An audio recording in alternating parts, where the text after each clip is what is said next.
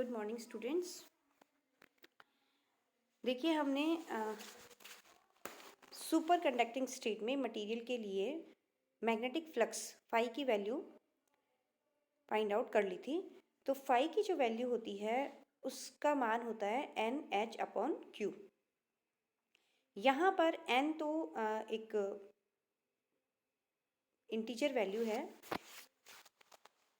जो कि H upon Q के मल्टीपल की फॉर्म में है।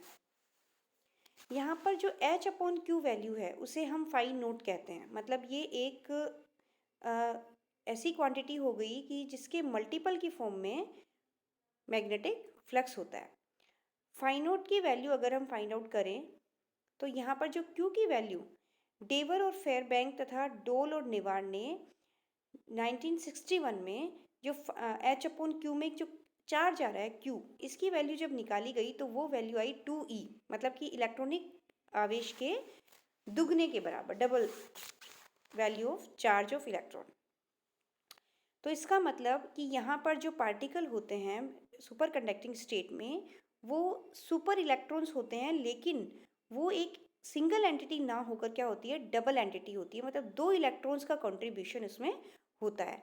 तो यहाँ पर क्यू की जगह हम 2e पुट करेंगे और जो फाई नोट की वैल्यू होगी that is H upon 2e, इसकी वैल्यू अगर हम एच और ई की वैल्यू इसमें रख दें तो इसकी वैल्यू आती है 2.06 multiply by 10⁻⁻15 weber. Phi naught को क्या कहते हैं, फ्लक्सोइड भी कहते हैं। यह चुंबकीय अभिवा या मैग्नेटिक फ्लक्स का क्वांटम होता है। ये मैग्नेटिक फ्लक्स का क्वांटम है और इसको क्या कहते हैं, फ्लक्सोइड भी कहते हैं। अतः मैग्नेटिक फ्लक्स की क्वांटाइजेशन के अनुसार अतिचालन इलेक्ट्रॉन का जो आवेश है वो क्या है, Q इक्वल्स टू 2e है। इसका मतलब दो नॉर्मल इलेक्ट्रॉन्स मिलकर एक सुपर इलेक्ट्रॉन का निर्माण कर रहे हैं।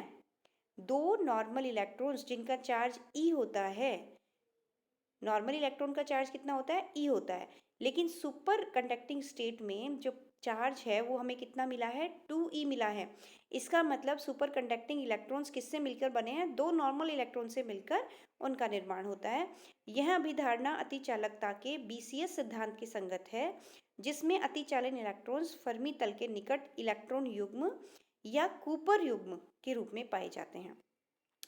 तो अब हम ये देखेंगे नेक्स्ट टॉपिक में कि ऐसा क्यों होता है कि दो इलेक्ट्रॉन्स आपस में मिलकर एक पेयर बना रहे हैं जिसका कि सुपर कंडक्टिंग स्टेट में कंट्रीब्यूशन हो रहा है। तो ऐसा क्या उनके बीच में ऐसी कौन सी इंटरेक्शन हो रही है, ऐसी कौन सी क्रिया उनके बीच में हो रही है कि दो इलेक्ट्रॉन्स आपस में एक पेयर की फॉर्म में वर्क कर रहे हैं, उनके एक पेयर की फॉर्म में वो सुपर कंडक्टिंग स्टेट में रह रहे हैं।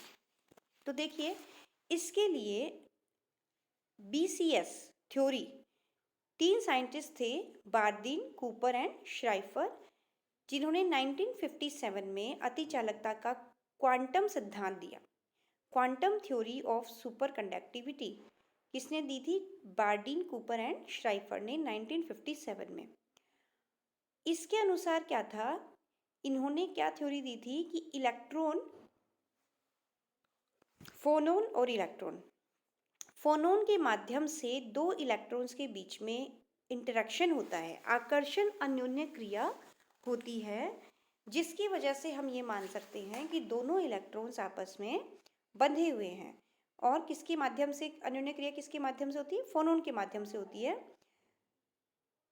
इन्होंने इस थ्योरी के आधार पर ऊर्जा अंतराल का जो एग्जिस्टेंस है, कोहेरेंस लेंथ है, फ्लक्स क्वांटाइजेशन है, आदि जो इनके प्रॉपर्टीज़ थी अतिचालक पदार्थों की, इनको आधार मानते हुए अपनी थ्योरी प्रस्तुत करी। तो देखिए क्या होती है इलेक्ट्रॉन फोनोन इलेक्ट्रॉन इंटरेक्शन। इस आधार पर इन्होंने माना कि गतिशील इलेक्ट्रॉन, मान लीजिए एक मूविंग इलेक्ट्रॉन है मटेरियल के अंदर जो कि सुपर कंडक्टिंग स्टेट में है, उस स्टेट में एक मूविंग इलेक्ट्रॉन किसी पॉजिटिव चार्ज्ड आयन जालक से भेंट कर रहा है, मतलब उससे इंटरेक्ट हो रहा है, उससे टकराता है। तो इस स्थिति में दोनों के बीच में कूलाम अट्रैक्शन फोर्स वर्क करेगा, क्योंकि इलेक्ट्रॉन नेगेटिव चार्ज पार्टिकल है और जब वह एक पॉजिटिवली चार्ज आयन के पास जाएगा तो वहाँ पर अट्रैक्शन फोर्स वर्क करेगा, जिसके कारण जालक आयन वाइब्रेट करना प्रारंभ कर देता है। ओके, तो जब इंटरेक्शन होता है किसी भी लैटिस में, लैटिस के साथ, तो लैटिस में जो एनर्जी है वो किस फॉर्म में वेरी करेगी? वाइब्रेशनल एनर्जी की फॉर्म में। तो यहाँ पर जो लैटिस आयन होगा वो वाइब्रेशन उसके आरंभ हो जाएंगे, जिससे इलेक्ट्रॉन की एनर्जी में कमी हो जाती है। इलेक्ट्रॉनिक जो एनर्जी है वही उसकी वाइब्रेशनल एनर्जी की में इलेक्ट्रॉन की जो पोटेंशियल एनर्जी होगी वो ट्रांसफ़र हो जाएगी लैटिस आयन की वाइब्रेशनल एनर्जी में। और इस तरह से जो लैटिस होता है, जब एक आयन वाइब्रेट करना प्रारंभ कर देगा तो लैटिस डिफॉर्म्ड हो जाता है। यह जो डिफॉर्म्ड लैटिस होता है, यह अगेन एक अनादर इलेक्ट्रॉन जब इसमें मूव करता है तो दूसरे अगर इलेक्ट्रॉन के संपर्क में आता है तो दूसरा इलेक्ट्रॉन भी क्या होता है, उनके बीच में भी आकर्षण बल कार्य करेगा और अगेन इस इलेक्ट्रॉन की ऊर्जा भी कम हो जाएगी। तो एक तरीके से क्या हुआ कि दोनों इलेक्ट्रॉन्स इस लैटिस आयन के माध्यम से या वाइब्रेशनल एनर्जी के माध्यम से एक दूसरे के संपर्क में आ रहे हैं। ठीक है। तो यहाँ पर हम ये मानेंगे कि लैटिस का जो ये एक लैटिस तो एक मीडियम की तरह वर्क कर रहा है और दोनों इलेक्ट्रॉन्स के बीच में अट्रैक्शन फोर्स, एक तरीके से अट्रैक्शन फोर्स वर्क कर रहा है, क्योंकि डायरेक्टली दोनों इलेक्ट्रॉन्स के बीच में अट्रैक्शन नहीं हो सकता है because they have the same charge. इसलिए लैटिस आयन इसमें एक मीडियम की तरह वर्क कर रहा है, जिससे हम ये मान सकते हैं कि ये दोनों इलेक्ट्रॉन्स एक दूसरे से बॉन्ड हैं, बंधे हुए हैं। तो इस प्रकार दोनों इलेक्ट्रॉन जालक माध्यम के द्वारा इनडायरेक्टली रूप से आकर्षण अन्योन्य क्रिया कर रहे हैं। यह देखा गया कि जब समान ऊर्जा वाले दो अन्योन्य क्रियाशील इलेक्ट्रॉन्स का संवेग और प्रचक्रण परिमाण में बराबर हो बट दिशा में विपरीत हो तो उनके मध्य आकर्षण अन्योन्य क्रिया प्रबलतम होती है।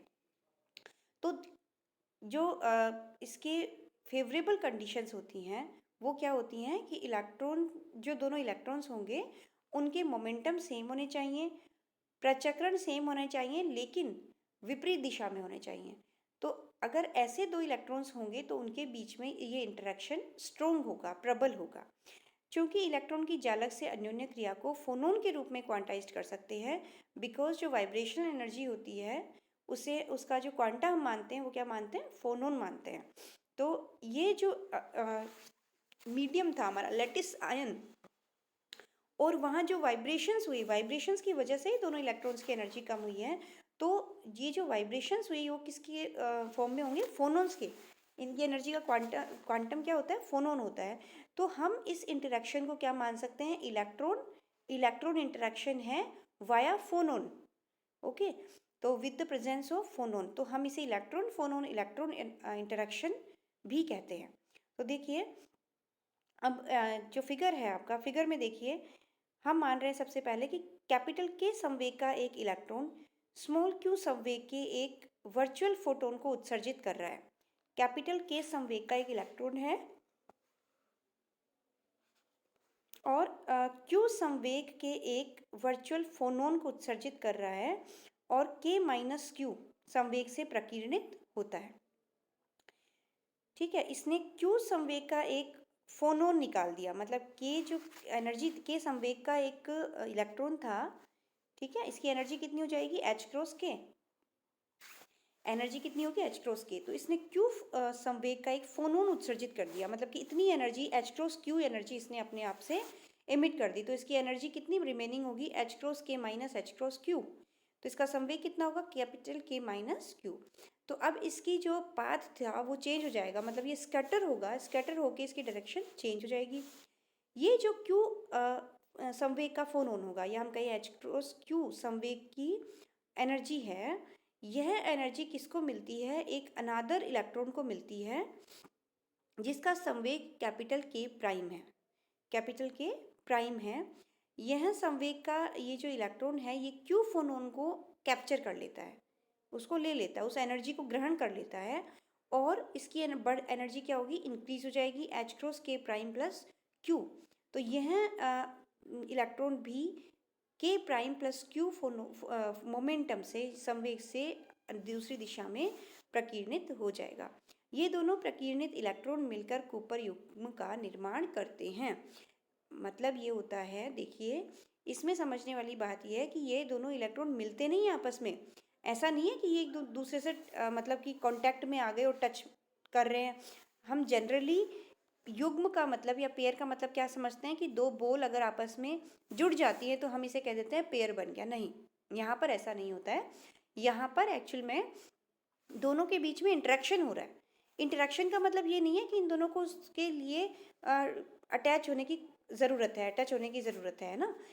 इंटरेक्शन होने का मतलब ये है कि एक इलेक्ट्रॉन दूसरे इलेक्ट्रॉन को डायरेक्टली या इनडायरेक्टली रूप से अगर प्रभावित कर रहा है, उसकी एनर्जी में चेंज हो रहा है, उसकी गति में चेंज हो रहा है, तो किसकी वजह से हो रहा है? पहले इलेक्ट्रॉन की वजह से हो रहा है। तो इसलिए हम ये क्या कह देंगे कि ये दोनों इलेक्ट्रॉन यहाँ पर मिलकर एक पेयर का निर्माण कर रहे हैं, क्योंकि ये दोनों एक दूसरे से अफेक्ट हो रहे हैं। तो इन दोनों इलेक्ट्रॉन से मिलकर जो पेयर बना है उसे कूपर युग्म कहा जाता है। यह प्रक्रिया कल्पित होने के कारण इसमें ऊर्जा का संरक्षण होना आवश्यक नहीं होता है।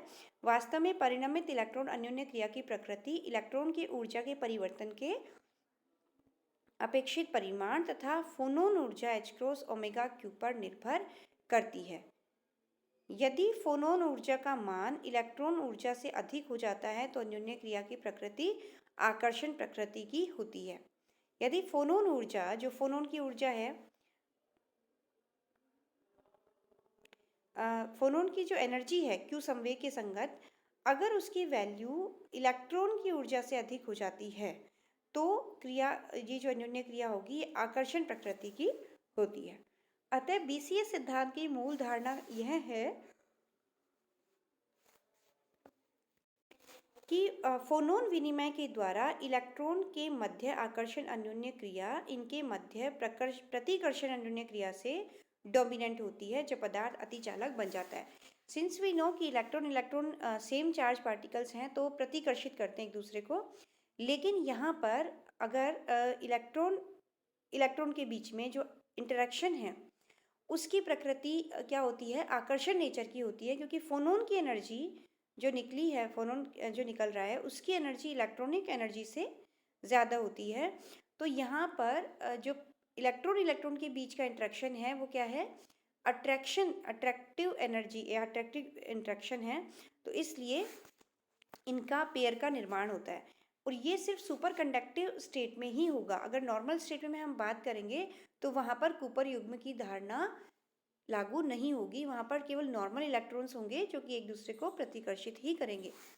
ठीक है, अब देखिए कूपर युग्म। अतिचालक पदार्थ में अतिचालकता गुणधर्म इलेक्ट्रॉन फोनोन इलेक्ट्रॉन अन्योन्य क्रिया के द्वारा समान ऊर्जा वाले दो इलेक्ट्रॉन्स के मध्य आकर्षण उत्पन्न होता है। ये हमने पढ़ लिया कि दोनों इलेक्ट्रॉन्स एक दूसरे को आकर्षित करते हैं।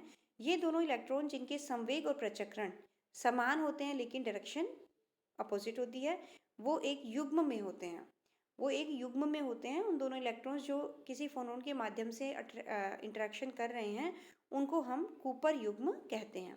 चूँकि कूपर युग्म के इलेक्ट्रॉन आबद्ध होते हैं इसलिए इनके कुछ गुणधर्म एकल कण की भांति होते हैं जिनका संवेग और प्रचक्रण शून्य के बराबर होता है। तो इन दोनों इलेक्ट्रॉन्स को हम क्या मान लेते हैं? एक ही पार्टिकल अगर मान लें तो उनके कुछ जो प्रॉपर्टीज हैं वो सिंगल पार्टिकल के जैसे बिहेव करते हैं। जैसे अतः यह युग्म बोसोन कण की भांति व्यवहार करता है।